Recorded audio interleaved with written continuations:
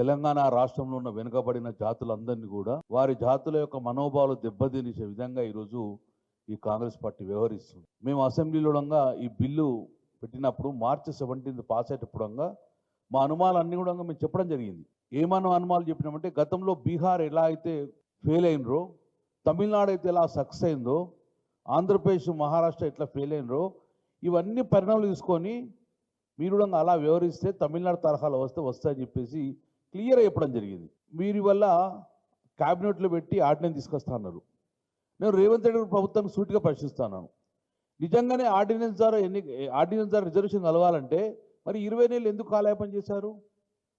150-160 కోట్లు ఎందుకు ఖర్చు చేశారు? ఎందుకు కమిటీలు వేశారు?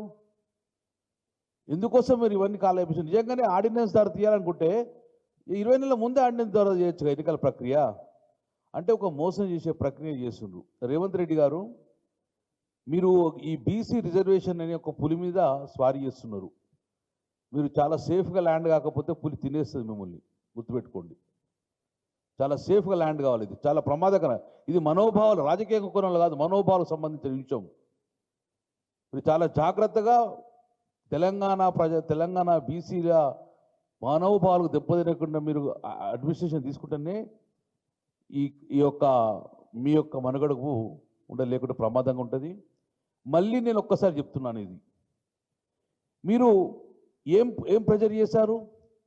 1990లో జయలలిత గారు 3 సంవత్సరాలు ప్రెజర్ వేసుకొని 1994లో ఢిల్లీలో కూర్చొని ఒత్తిడి తెచ్చారు. మరి మీరేం తెచ్చిండ్రు ఒత్తిడి? ఒక్కరోజు ధర్నా చేసుకొని తూతు మంత్రంగా వచ్చేసిండ్రు. ప్రధానమంత్రి కలిశారా? ప్రెసిడెంట్ని కలిశారా? అఖిలపక్షాన్ని తీసుకువెళ్ళారా? వార్నింగ్ ఇచ్చారా? మీరు ఆ యొక్క బీసీ యొక్క ఈ బిల్లును రాజ్యాంగంలో 9వ షెడ్యూల్లో పొందుపరచకపోతే మేము ఢిల్లీ వదిలి రాము అని చెప్పి ఏమైనా అల్టిమేటం ఇచ్చారా? ఇవన్నీ కూడా తూతు మంత్రంగా మొక్కుబడిగా చేసే వ్యవహారంగా భావిస్తున్నాం. కాబట్టి ఇంత దూరం వచ్చినా కూడా మమ్మల్ని మోసం చేస్తే మాత్రం తీవ్ర పరిణామాలు ఉంటాయి. సూటిగా అల్టిమేట్గా చెప్తున్నాను, మీరు ఆర్డినెన్స్ తెస్తారా, ఏం తెస్తారా, కానీ మాకు చట్టసభలలో 42% రిజర్వేషన్ క్లియర్గా ఇవ్వండి.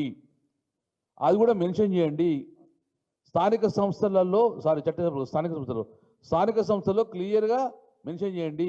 ఇవి 42% బీసీ రిజర్వేషన్ చేసినాము, ఎన్నికలు పోతున్నాం అని చెప్పండి. కానీ మీరు ఏదో ఒక సాకు చెప్పి గిట్ట 42% ఎగ్గొడితే మాత్రం తీవ్ర పరిణామాలు కాంగ్రెస్ పార్టీ తీవ్రంగా ఎదుర్కోవాల్సి ఆ బాధ్యత ముఖ్యమంత్రి రేవంత్ రెడ్డి గారు బాధ్యత తీసుకోండి.